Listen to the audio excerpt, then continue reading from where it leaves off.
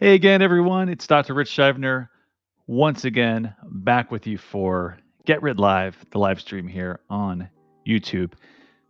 This week's topic is writing through blocks and problems. So, hope you're all doing well. I know that St. Patrick's Day is coming up. It's not too far away. We've got some snowy days that have been upon us of late, but there's promise of warmer weather, and it is on the horizon. Maybe even it's a day tomorrow to do some bike riding out. I used to bike to campus all the time in my first year before we were all relegated to our screens and doing things like this. So maybe I can do that at that point. But my chain is a little rusty.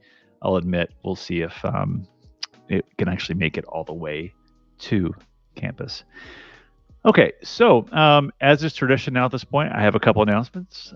Before we begin our main topic, I want to discuss a few items, as is now tradition on the show. I'd like to once again thank Writing Center Director John Suffren and the Writing Department for supporting another term of Get Writ Live. If you'd like to see any of our past live streams, you can find them in two places. So we have them on our YouTube page. If you click on any of these links here from the Writing Center, or you just search up Get Writ Live or YU Writ Live. We've got a couple different monikers there on YouTube. You can see it right there. And then we on the Writing Center page, which we're at right now, also linked, I think, in the show description too. You can see all the things that we've got coming up and our past episodes. So this was from our fall episodes that we sort of launched, and we covered everything from where we sort of get writ, what we're writing, to making sort of writing move on the web, and then self-care. So you can check out numerous guest chats in that as well. And then all the streams from this term have already been linked up by the Writing Center team. So big thanks to them for keeping this up to date on a regular basis. While we've been sort of planning this and doing some fascinating chats. So we have just linked here, for example, Writing with and Emotions, and we spoke with novelist and screenwriter Sarah Tarkoff about her processes. So if you missed that, do check it out. It's a fantastic episode, just about her writing processes and what goes on in the writer's room, which is something I think we can all learn from in terms of how to collaborate. So that's some of the stuff we have. And then finally, while you're on the Writing Center website, remember you can always sign up for one-on-one sessions with our faculty in order to get feedback on writing assignments, whether you're just brainstorming or putting the final touches on an essay. Excellent. And so we also have drop-in sessions and things of that sort, as well as asynchronous sort of sessions if you're thinking about wanting to submit your paper and get feedback. And we also have a fantastic series on grammar that's being hosted by Dunya Baus. So do check out those emails sent through the Writing Center if you want to learn more about those as well. And I think they're even listed. They might not. Yeah. So the next one is Purpose and Pizzazz. And, I could say my colleague Dunya has such a knack for the line and the sentence and how to make every word you put on the page do some work. So if you haven't been to her workshops, do check those out. They're fantastic. Okay, so our topic for the day, writing through blocks and problems.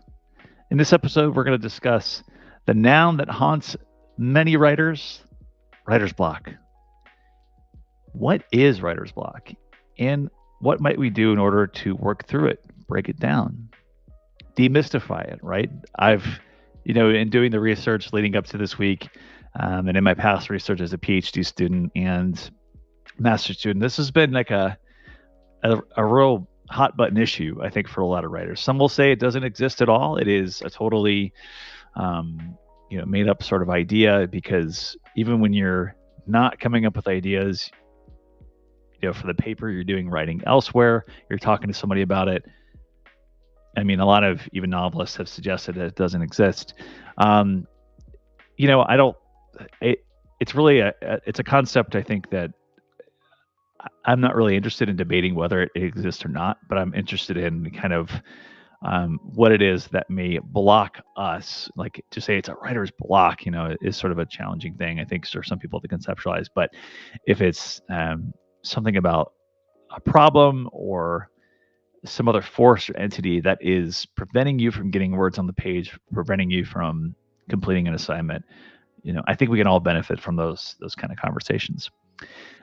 So you can look at that, in different places if you want to just sort of debate the term. But I think that, we all come up with kind of problems, up against problems, and work against problems and through problems when we're working on various assignments.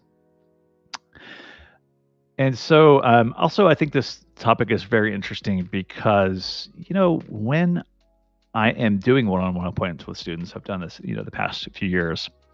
A lot of times just talking out the idea is a way that we can work through a kind of problem. If the central problem is you just can't get words on the page and you're feeling like it's something along the lines of writer's block, those conversations could be really important. So this was another sort of inspiration for this is, we come to the Writing Center with kind of problems, whether we call it block or not. And then we try to work through those problems with, consultants and faculty who are there to support you. So there's more to say about that. I mean, I think that's kind of a given one. Is go to the Writing Center. Of course, that's a thing, but there are more, I think, suggestions we could work from that you may bring up, in Writing Center sessions, or maybe have been suggested to you. And if you do have ideas on how you've worked through kind of the block, or you've cracked the block really, or worked through a problem, and if it's been related to the Writing Center, do let us know. Or if not, you have a strategy you've been working through. If any of these kind of conversations relate to you, do let us know in the chat. I said cat because I think my cat just walked by. But okay, so first, what we're going to look at is some ideas from the Purdue University Online Writing Lab. If you don't use this resource, I highly recommend it because it comes from the States, Purdue University in Indiana. And ever since I was an undergraduate, this free resource was recommended to me because it just covers so much about the overall writing process. I mean, particularly like I use it for styling purposes. Like I look up, and usually like in the academic writing space, forgive me, I did not look that up just before this, but research and citation, they have suggestions that are directed to APA style, MLA style, what have you, all kinds of different things. And they stay really up to date on updates to styling programs.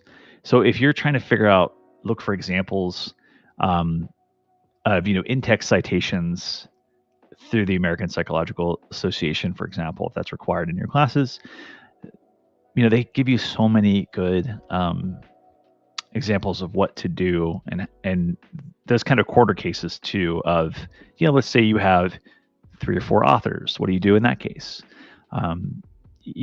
This is kind of outside the scope of problems, I guess I'd say. I mean, I guess you could say like remembering your citations is always an issue that we have.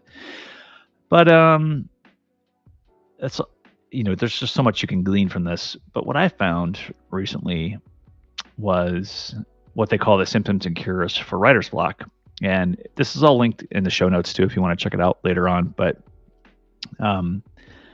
they cover everything from, the beginning stages of working on a project, which is, I think, a lot of times where we hear about blocks, right? Most writers experience writer's block at some point in their life and at various stages of the writing process. And it's usually around the time of like, I just can't think of anything to say. I'm staring at that blank page. It's terrible. It's awful. What do we do about it? And so a couple of suggestions they have here, and I just want to make sure we cover them all. If you're having trouble finding a starting place for an assignment, they, of course, recommend to brainstorm using these kind of invention strategies they've linked to, either with a tutor or, as what they kind of generally mean by that is somebody who's in the Writing Center, doing with a kind of one-on-one appointment. A good suggestion for pretending that you're being interviewed by someone. What kind of questions do you think they would ask you about the subject? Act like you're sort of a subject matter expert or things you want to know. And this gets at that kind of conversational method that tends to work for me, at least when I'm in appointments with students, is I'll say, just tell me what you're thinking about this topic. Why is it interesting to you? Why should we care about this particular idea? And I think sometimes when we just step away from the page a bit and we talk it out, it really helps unlock some ideas. Because, we might be worried too much about what we're seeing right before us. But we can't see the words we're kind of speaking unless we actually do a kind of transcription or something like that. So I would just say, also, I remember about 2 years ago, I was in an appointment with a student, and they were having a lot of trouble, getting at the main argument that they were having. And what I did is I said, let's just put all the paper away for a minute, and I'm going to turn on my voice recorder, and we're just going to talk. And then I'll upload that to a transcription service, and I'll share it with you when we're done. So I used a voice recorder / transcription program called Otter.ai, which I've probably recommended on the show before. But what you can do either through an app or through your laptop is just record your conversation, maybe yourself talking, and it will produce a pretty accurate transcript. Even if it's not totally accurate, you probably know what you're saying because it's just you speaking. And that whole idea of transcribing a conversation with somebody else was really helpful for that student. So if you kind of lower the stakes of producing not something on the page, but elsewhere, that could be pretty powerful. And we'll talk a little bit more about that later on in the show. So inventional strategies, outlining, these are kind of some familiar things. You can also look for places where you disagree with another thinker's claim. So sometimes we talk about this idea in my classes where I'll ask someone to write a letter that opposes a particular writer's stance, and the idea of addressing it particularly to a particular person and not just a sort of general made-up audience also can unlock some thinking, because you're working right against someone else's claim, right? And even if you never hear from them because it's just a sort of a classroom exercise, you might unlock some different thinking and use that kind of negative stance, we could even say, to write a counter argument, right? Which is also very valuable in a lot of essay spaces. Okay, but let's say you have a topic and an outline, but can't think of an interesting beginning. So they recommend starting in the middle, start writing at whatever point you like, and leave the introduction or first section until later. And I like this idea that no one will ever know that you worked backwards. I think I've talked about this on the show before, but on Scrivener, when I use that, I usually don't write the introduction until much later into the draft. And what I like about that program, and maybe some others do this too, is that you can shuffle the sections around without having to copy and paste it and move it around in different spaces. And so, if you're doing them on note cards or something like that, and you've got your outline, keep that introduction part blank, for example, and then you could sort of move it around accordingly. So if you're in the sciences, for example, you might have a lab report, but you hate writing the introduction section. So maybe what you do first is you write about the materials, method, and results, or however you want to sort of reorganize it. Lit review, method, results, discussion, conclusion, and then you foreground it maybe with, say, a story, something like that. Sometimes when I need to get my introduction worked out, I'll just put in what's called an epigraph. So it's usually like a quotation that's at the top of a piece, and that I'm trying to maybe set the tone more than anything. But usually introductions, you're making the claims and things like that, and you got those in your mind. But the latter part of a lot of introductions is just a kind of roadmap for where you're going to go, right, in the rest of your essay. So there's nothing wrong with writing an introduction a little bit later. You want to make it exciting, right? You want to grip the reader in a way, even if it's a traditional academic essay. You've got to do something that really readers can grab onto. And believe me, I've had to rewrite many introductions. I've been told that mine are clunky at times, and I've had to make it a little more spicy. lots of different things. That's a whole another topic, is just crafting that introduction. That could be a very interesting stream discussion at some point. Just looking at introductions to a variety of papers, right? If you have a particularly interesting introduction on your mind, let us know. And hello to Dia. Dia saying, I can never write the intro first. I just write with my ideas, but it gets tough when instructors sometimes ask for a thesis intro and outline along with an annotated bib. Yeah, I know, and that is one of the things you have to sort of work against sometimes is, I've got this like working thesis. I don't really know what my argument is though until I've gone deeper into the research. So sometimes if you frame it as like a working thesis, um, and as long as the professor isn't saying that you're beholden to that thesis for the rest of the term, it's going to change. I think you're in good shape. Certainly, that's the way I do it. I say, this is like if you're doing a prototype for one of my classes of one of your arguments, and you're giving me a draft, like I know that thing's going to change quite a bit week to week, right? As you continue developing the idea.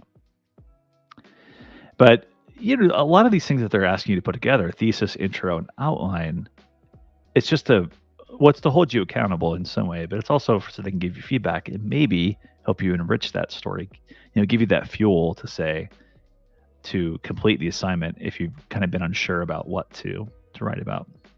So yeah, there's a trade-off, I think, that comes with that, but that's a great point. Here's another one. What if you've chosen or been assigned a topic that bores you?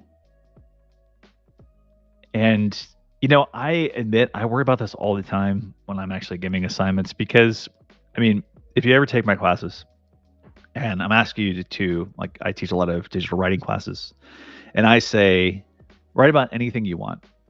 Write an argument and it's going to appear as a website. I don't think that's actually very helpful. I think that actually leads to more blocks, because you can do literally anything, So what I've done lately is to kind of give students a sandbox. I've said, write about problems related to writing, because this is a writing class, right? So it's its own field, its own sort of area of study. So, writing studies, as we sort of call it in the writing department, pays attention to various writing processes while practicing writing. So it's a bit meta in the way I approach it. But I admit, like, sometimes that can even be too narrow for some students. So I just try to ensure that there's just enough flexibility, and it has its kind of boundaries, right? It has its sort of sandbox. So if not, then you can kind of, vet those out with the instructor and just say, I'm going to talk about this kind of problem.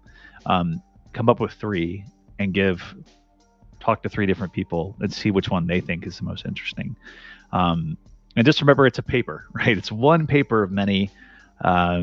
There's more room to discuss topics that you may have to sort of bypass given the time constraints, right? I could also be a criteria is, how much time do I have to write about this?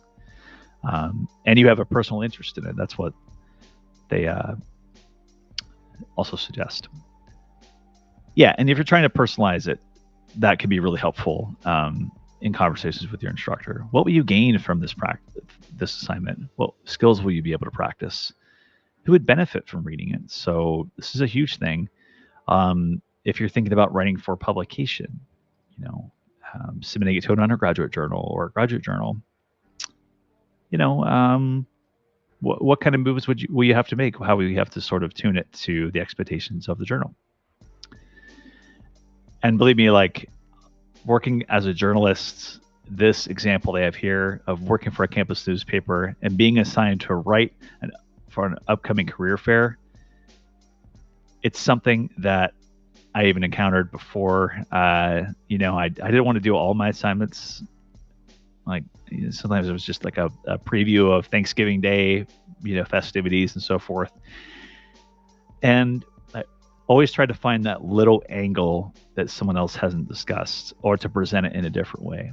And so I really like their idea of profiling a certain company that's new to the fair, or if there's like an individual who's running it and you want to do a Q&A with them, something like that. I think a little bit outside of the box that strays away from the traditional preview story, which we do. It happens a lot in news. It's going to engage you a bit more, I think. But the same thing, they, might tell you that you have to write the original, more general article. They don't want a Q&A. They don't want some kind of experimentation. And then if you just kind of realize it's going to have more of an impact by being a traditional article, what I think they're getting at here is audience considerations. Think about the long game. After this is published, if it's in a very accessible, readable way, you're going to have some interesting things to say. And then they go on to talk about not understanding the assignment, so you could have these sort of discussions. This is a good thing to consider if you're looking to make an appointment with a writing center. I mean, this is things I've done even before in writing center appointments is I've just tried to interpret the assignment with the student and just passing it off to someone else, getting another set of eyes or on it, so to say, could be really helpful. If you're worried to write, you'll write the wrong thing. Oh, I can relate to this so much. I was reading through it this week. I think a lot of students think they're going to mess it up, and that the draft that they submit the first time is what they're beholden to, but it's a talking point, right? I've started to lately not assign drafts because I find that some people need more time, and others may just want to submit it if they're not sure, which kind of gets at the point above, and that's when we can resolve the issue. But I think that I think we should always draft, even if we're not sharing it with the instructor. But I do think that like sometimes it's also just a means of getting ideas out and resolved before you make the final submission. Yeah, line editing, that's another thing. Like you don't want to submit it because you're worried about that sort of stuff. But yeah, I mean, that's another thing that like we can sort of address at the latter stage of this. If it's reading it aloud or if it's handing it off to somebody else, stepping away from it, which we kind of talked about a bit in the previous stream on slow writing. These kind of things may help with line editing. And again, Writing Center can also be very helpful if you're looking to have someone read line by line later on. I still get a lot of help from that because I miss things all the time in my own writing. If you're stressed so you can't seem to put a word on the page, yeah, taking a short break. We talked about this in the stream on slow writing as well, that if you have several days left before your deadline, break the assignment into manageable parts. Very, very helpful if you can swing it. So, if you can't and you only have a few days, then think about doing something in the morning or in the evening, taking the break overnight, and then getting back to it the next evening. Just give yourself as much time as you can afford, in order to maybe get some new ideas.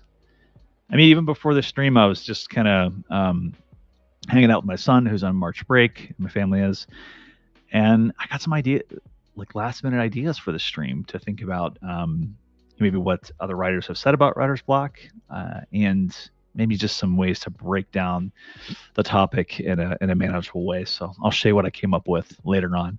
But yeah, ask for help. And that's one of the takeaways they have is, it's very stressful to do this. And, whether it's something that's institutionalized like the Writing Center, calling up a friend, asking for their advice, even if they know nothing about the topic, could be super useful.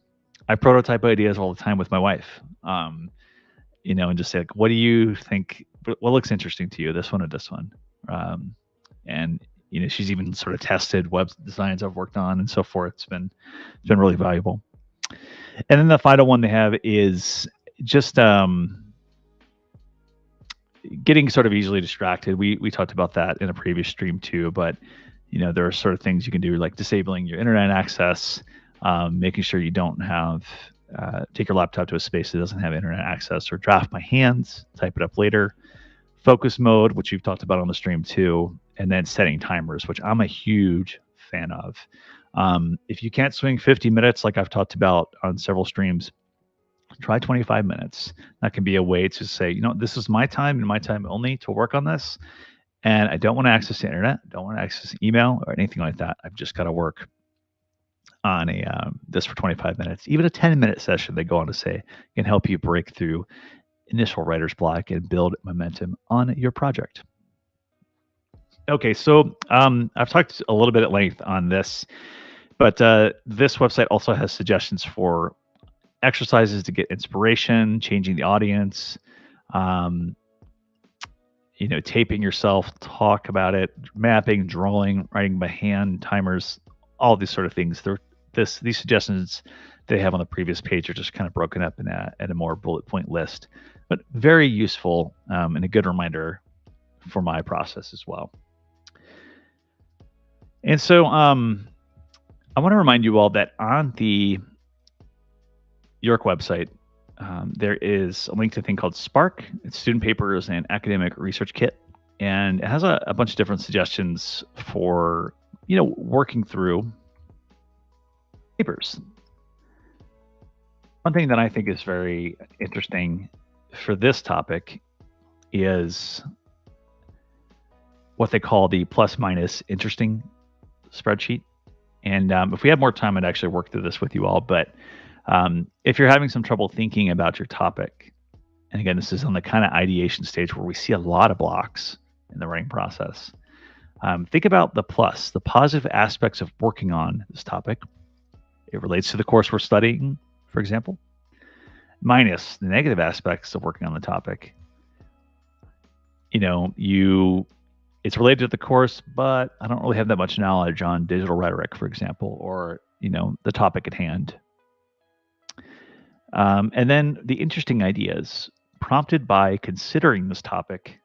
This might give me a good opportunity to read that book I've been hoping to get to. Okay, so you could sort of swap these in and out. Like, it's related to the course study. You have little knowledge, but you're going to learn more about this theory than you've realized, or it allows you to use a particular theory, like in my case, digital writing theories, rhetorical theories, to understand a particular area of writers. So oftentimes, like, I find students when they approach it this way, it's just going to further something you're interested in. You don't know much about, but you're going to come away knowing more about. They're more invested in that topic for terms to come.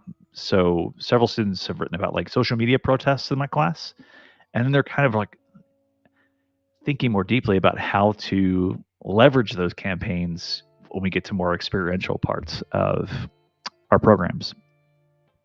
So kind of think about it. Really interesting to me is a good way to think about utility, right? What can I do with this information after I've learned it? Right? What's the follow-up? I can put it into an article, something like that. Which is also what I try to recommend a lot with students, is just think about its life cycle beyond the class. So yeah, other things that might fit into a larger project that I undertook. I'm not sure where to get started, but it might help take me into some interesting philosophical issues, but I may not be ready to tackle them yet. So lots of ways you can kind of frame this.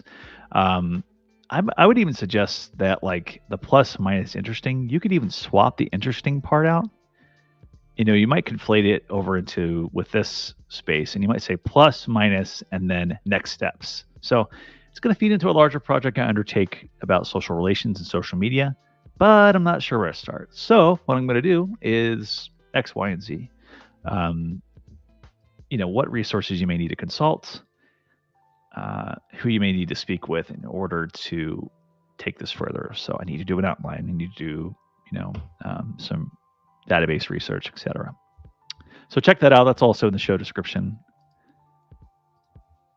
And then before we take a break, real briefly, I want to talk just about, this is a link to Masterclass courses and so forth now. Like, of course, I'm not sponsored by them or anything like that, but and this video doesn't tell us much about what we see below. The one thing I wanted to call out to you all is the headline of Dealing with Writer's Block by Neil Gaiman. So he's a very, very well-known fiction writer, and he also reads his own books, so I absolutely love it. Like Neverwhere, it's one of my favorite books written by him a number of years ago. And if you look beyond this video and the overall like sort of pitch for the masterclass, which I'm sure is very interesting, I'd like to check it out at some point. You can see the kind of lesson plans here, but what you have is the transcript for Writer's Block, and just some kind of takeaways of things that were written by him here. You know, as he says, people love to talk about writer's block, and they love to talk about writer's block because it sounds fancy. It sounds like a real thing. It also sounds like something you can do nothing about. I have writer's block. I cannot write. And so because of the will of the gods, I must alphabetize my spice rack.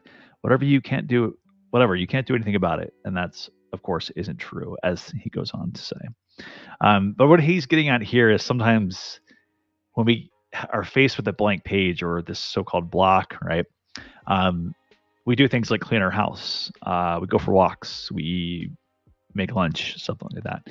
Someone once told me that when you're working on your dissertation or a major project, your house will never be cleaner because it's something that kind of gives you that quick hit of sense of accomplishment.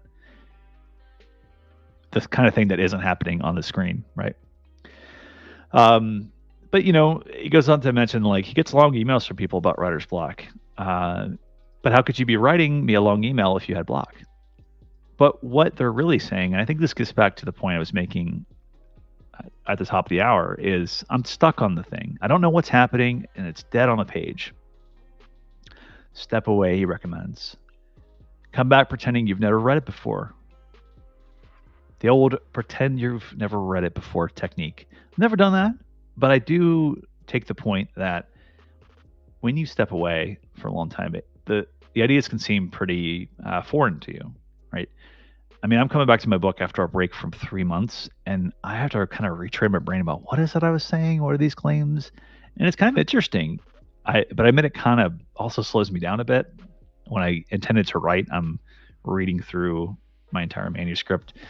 But it seems like a necessary step if you're doing a break. It's a consequence of it. Lots of other suggestions here. Nobody but you ever needs to know that you got stuck, so it's okay if that happens. Again, it happens to a lot of us. You know, sometimes we abandon whole chapters. I mean, if we're always worried about we want to get it right the first time, we're just going to disappoint ourselves. So sometimes we have to go down this road, as he's sort of referencing here, just to know that we're going to hit a dead end and have to turn around. And trust me, it does stink, right? When that happens, you write something and you go, oh, that's not what I was trying to say. This is terrible. You know, you have to do some rearranging.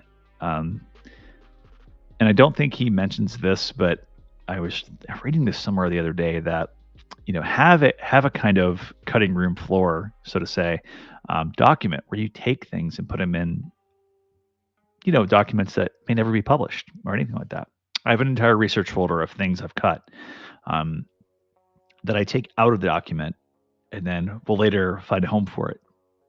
It's kind of the same concept as alchemy, right? You're taking garbage and you're trying to spin it into gold in some different way.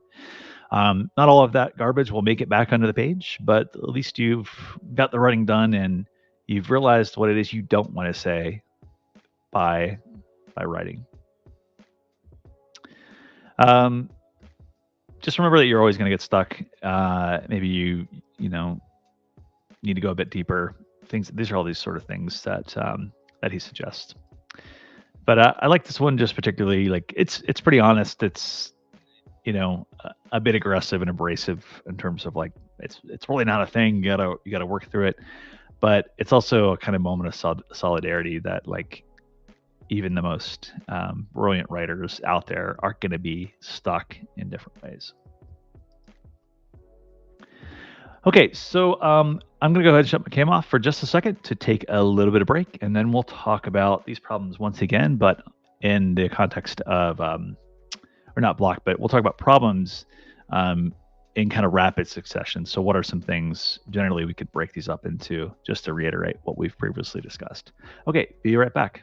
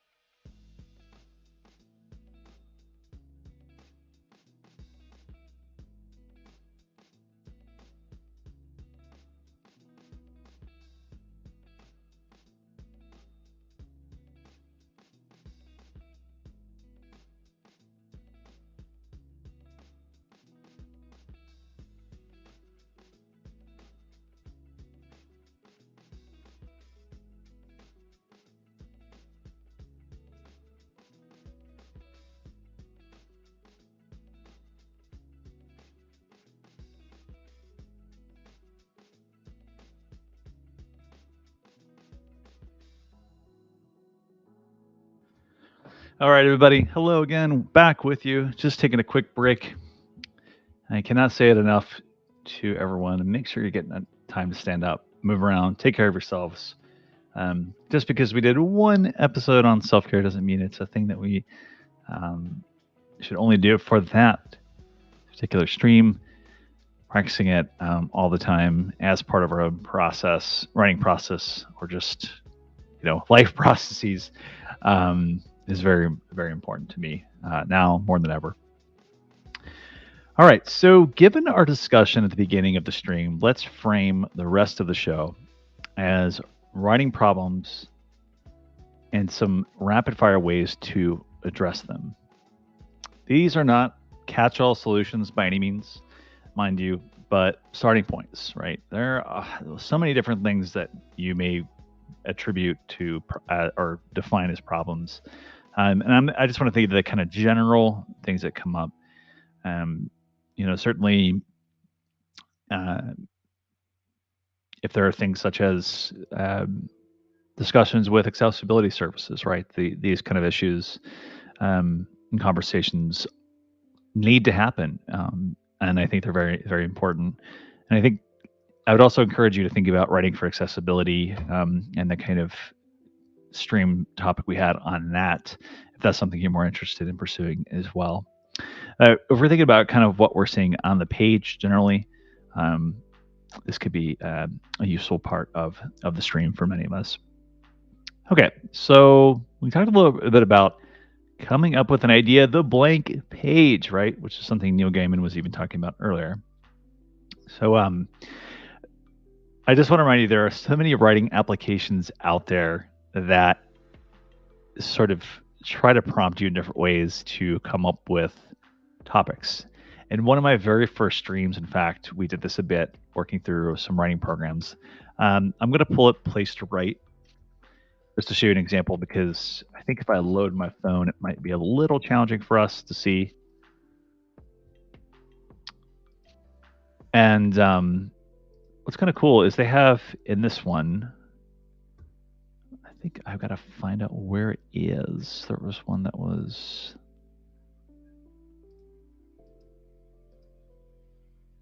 There's the timer. We wrote about that.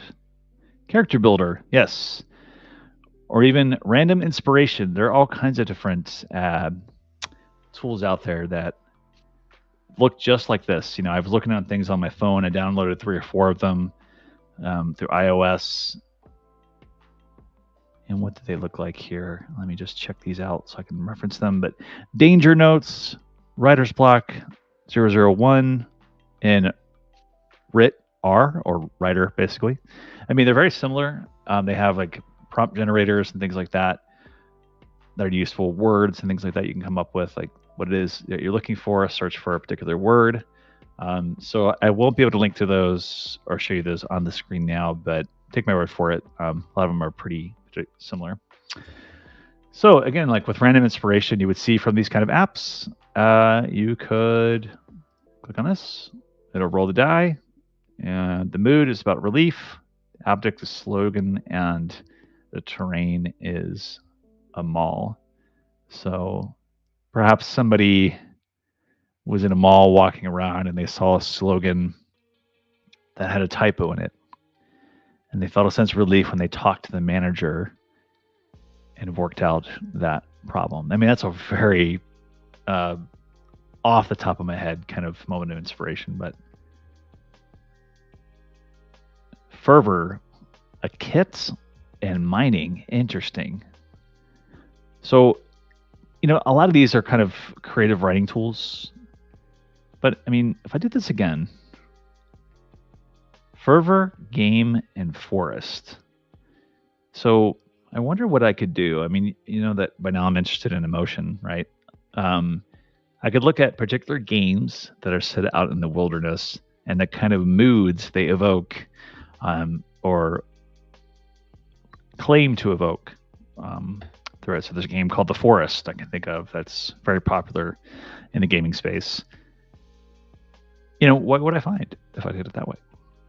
This would be a super interesting exercise, I think, to do in a class. If you're trying to just come up with topics and you give somebody a topic, they roll the die. They get to do it 3 times, for example. And they have to write about that topic an object. So snacks on farms, like what's the general sentiment or mood that's generated from that? There are things on myths and legends, random words, character builders, all kinds of different stuff that you have here. Classical inspiration. So Haruki Murakami, I'm a big fan of his work as well. Lots of different things that people have to say about processes or words and things like that. So you can find many of these things out on the web that are totally free. It could be like random name generator and stuff like that to come up with topics, or you can make your own, right? Come up with a bunch of keywords and make your own die. Who wants to do something like that? That sounds super cool. Okay, so that is one. Getting up and kind of moving in any way that you're able to. So if it's just turning around, you know, at your desk, doing something like that, anything of this sort could be very useful just for working through the argument in a different way.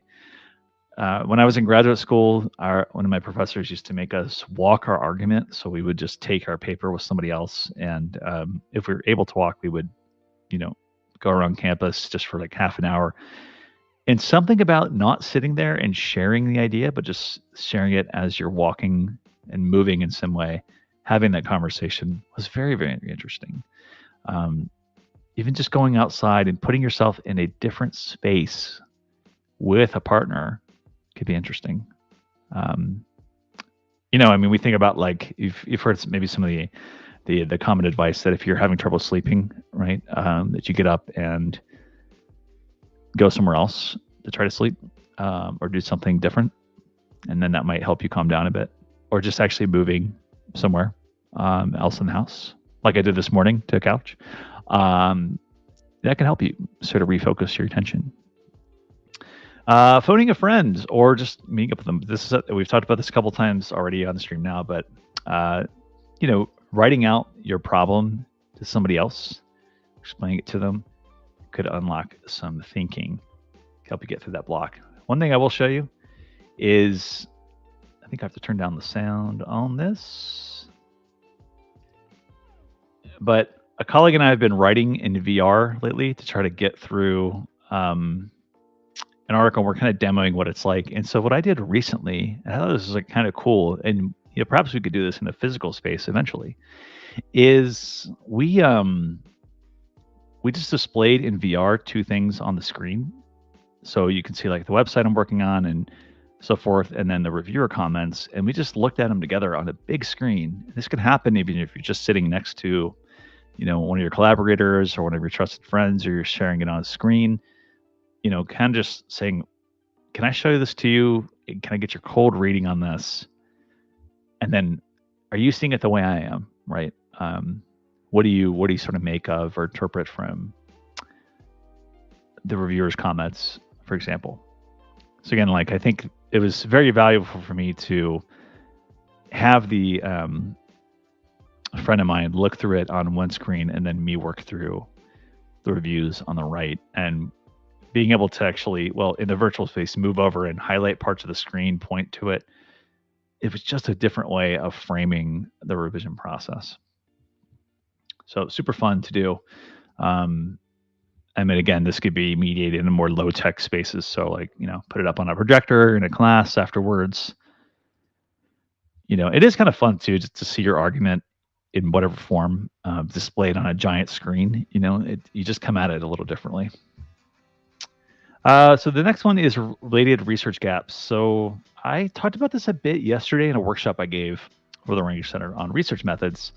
But sometimes we might be looking through and spinning our wheels on Google Scholar. We're looking for that perfect source, and we're just not finding anything. Or maybe the sources are too old, something like that. Or we're on York Libraries, and for some reason we just can't find the sources we're looking for, or they've been combed over too much and we want to find something new. One thing I recommended yesterday, and I would recommend again, is you ask yourself, like, if I go to archive.org, for example, and look up my topic, what am I going to find? If I navigate a space I don't usually think about when I'm doing academic research, what am I going to find? And so one thing I had mentioned to them is that oftentimes I'll go in here and just search up, writing or something like that. And generally archive.org does a very good job of finding sort of more historical texts about anything in the writing process. And so if you want to look up like textbooks on writing from a number of years ago, like even, 1990 or before that, and just kind of look at how they've talked about writing. This is just an example of a research topic. You could go here rather than your library. Particularly if you're trying to find some archival or historical information that isn't available through libraries, this could be a good space. Like I, for example, have done some research on game developers writing and composing processes. And I looked up on the stream in the workshop and noticed that like Game Developer Magazine there's an archive of almost every single issue that was published 20 years ago. And just that kind of source of I know that that's a source I can turn to if I'm feeling a bit stuck. Like maybe I should think about it from a historical standpoint, rather than, or from a non-academic standpoint. So like if I'm looking at just sources that are academic, like maybe I could pair that with more popular magazines and things of that sort. So looking through those, and various other archives, and especially like social media, which I talked about too in the workshop, those could pair well, I should say, with more traditional forms of academic research. Crafting a thesis and central arguments. So I'll put this in the chat if anybody wants to check it out, but it's also in the show notes, I believe. I will put that in there if not. See if it's up in there. So yeah. So this is something my dissertation advisor recommended to me when I was working out like the kind of literature and reading sort of stuff a while back, and she said, if you're having trouble coming up with a thesis, there's nothing wrong with using like programs and stuff that will walk you through the prompts in order to get one out. And I've done this several times in writing center sessions with students, and I've just said, you're not going to write anything. Just tell me what your topic is, and then I kind of help them complete the form. And the nice thing is, even though I'm transcribing what they're saying by using the Thesis Generator, like it's still their words, right? I'm just there. I'm like the kind of vessel, right? The vehicle, the transcriptionist for them. So they have several examples here, but it starts with state your topic, state your main idea, give a reason that supports your idea, give another reason that supports your main idea, and give one more reason that supports your main idea, and then include an opposing view. And then it generates a thesis. So I will try to do this, and sometimes you have to craft it a couple times to get it in a way that looks good. But say my topic is writing through blocks and problems. Or we'll just say writer's block. State your main idea about the topic. So it's kind of a stance, this is if we're really beginning to persuade the reader. We'll say many writers experience writer's block. Yeah, so it's kind of an opening statement. It's not a super kind of toothy stance, we might say. Give a reason that supports your main idea. Let's see, it's not always similar. Okay, so we'll say, we will say, give a reason as a clear statement.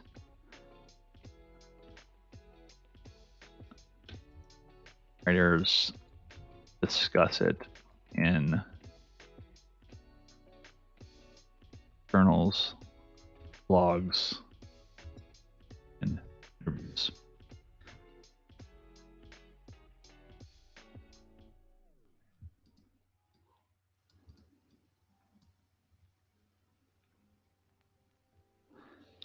Some books take years.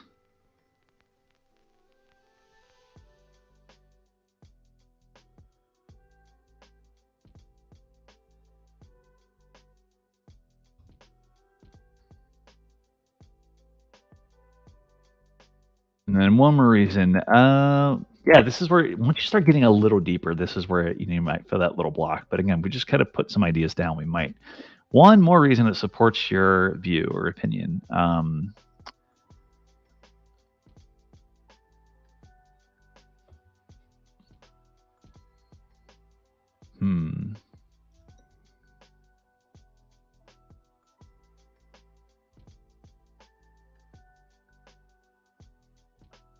Say like cat tasks and time.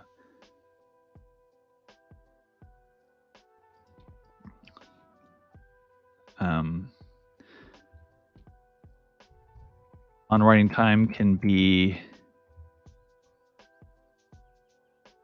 let's say, is useful.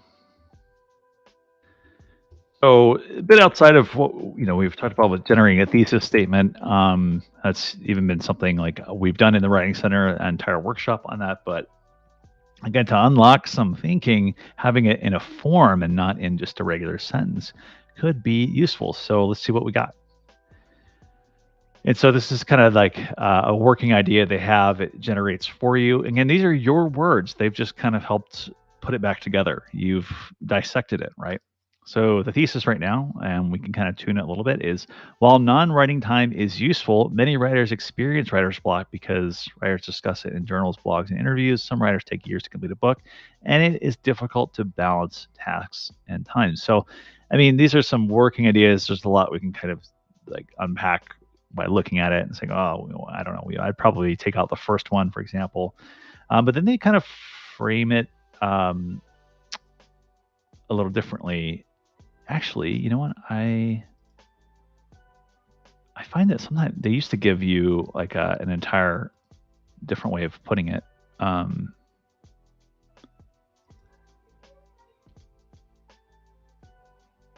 Yeah, this is where they give you also like a potential introductory paragraph that you can work from. And they used to give you one that was really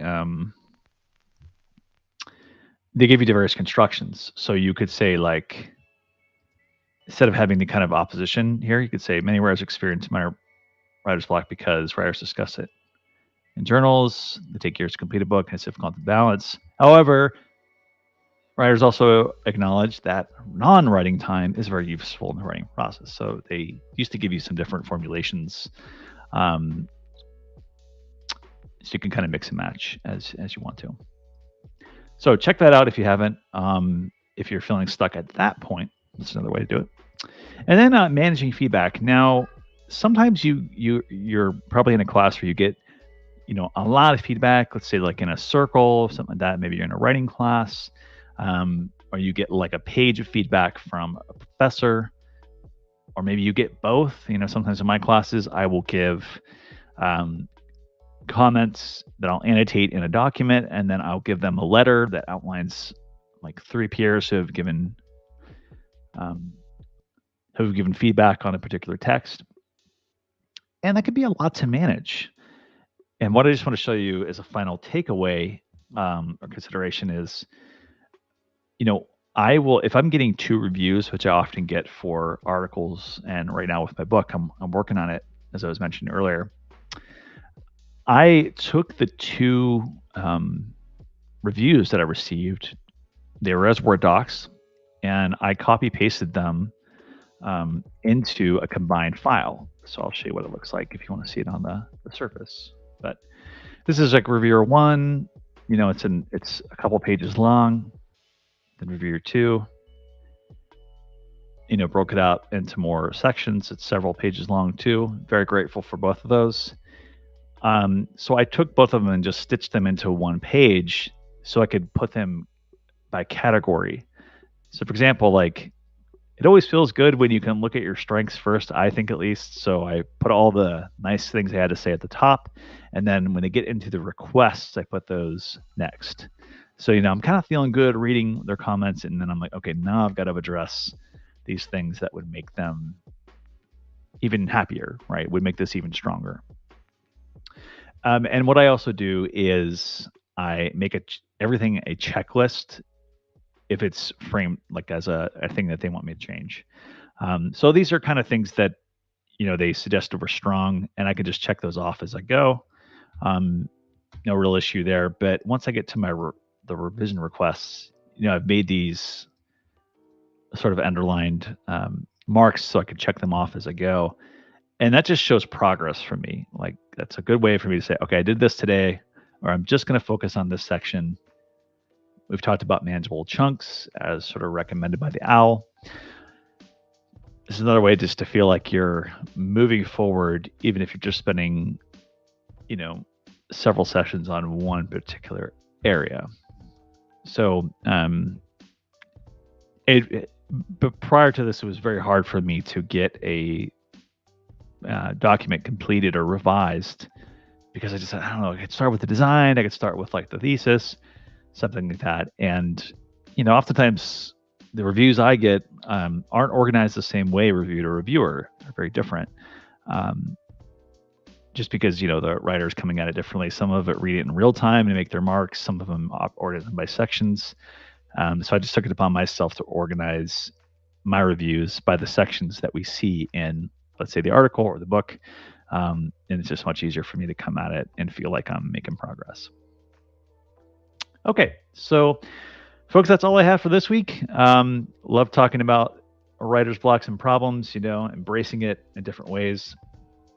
It is, it's always a tough thing to do, right? To say that we're stuck and that we need help. But let's talk about what's coming up next. No, that is not the right one. Let me go to it. All right.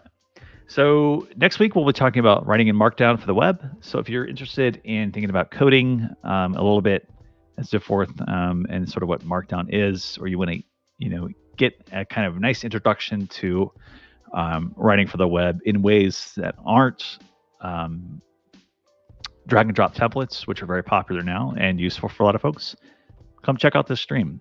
We're going to work through some different programs that are free and then some that are also paid. And then we'll talk about the general conventions of Markdown. So I'm excited to revisit it. It's something I've been reading about a lot lately too. And I've had some practice with as an editor, but yeah, it's going to be a good refresher for me as well. And then we've got things on Open Workshop on your major projects. So if there are things you're interested in, do check it out as well. Feel free to bring your project. And if you want to come on the stream even, I have a link ready to share. So let me know. And then we'll close out with writing games and games for writing. So looking at kind words and some other things, games that are pretty good for addressing the writing process. But yes, folks, that's all I have this week. Thanks as always for tuning in if you're either on the stream or later on. And as always, feel free to come back next week. Talk to you soon. Bye.